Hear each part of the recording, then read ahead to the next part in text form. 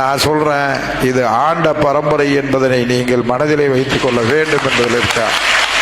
வரலாறு, பல வரலாறு மறைக்கப்பட்டிருக்கிறது. அதை நீங்க தெளிவா தெரிஞ்சுங்க, படிச்சிருக்கிறீங்க. இன்னைக்கு 4 பேர் செத்து போனேன், 2 பேர் செத்து போனேன், அதுக்கு ஒரு பெரிய இது பண்றான். ஆனா சுதந்திரத்திற்காக இந்த சமுதாயம் 5000 10,000 பேர் செத்திருக்காங்கன்றத நீங்க வரலாறை புரட்டி பார்க்க வேண்டும். அது வருகிற போது அந்த வரலாறுகளை எல்லாம் இந்த நாட்டுக்கு வெளிப்படுத்த வேண்டும் என்பதற்காக உங்களிடத்தில் நான் தெளிவுபடுத்துகிறேன். ஏன்னு சொன்னீங்கன்னா, இன்னைக்கு ஒரு வரலாறு இருக்கு. அந்த அழகர் கோவிலாக இருந்தாலும் திருமகூர் கோயிலாக இருந்தாலும் ஆங்கிலேயர்களுடைய பெரிய படையெடுப்பில் கொள்ளையடித்து செல்கிற போது இந்த சமுதாயம் தான் முன்னுக்கு நின்று ஒரே நேரத்தில் 5000 பேர் இறந்திருக்கிறான்.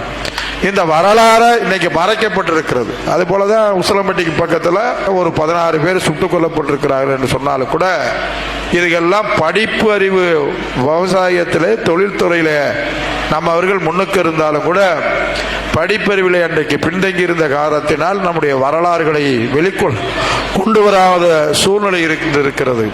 ஆனால் நீங்கள் பார்க்கிற போது இன்றைக்கு படிப்படியாக இப்போதுதான் அரசு வேலை வாய்ப்பிலே நீங்கள் வந்து கொண்டிருக்கிறதை மனதார பாராட்டுகிறேன். செய்திகளை உடனுக்குடன் தெரிந்து கொள்ள உடனே சப்ஸ்கிரைப் பண்ணுங்க.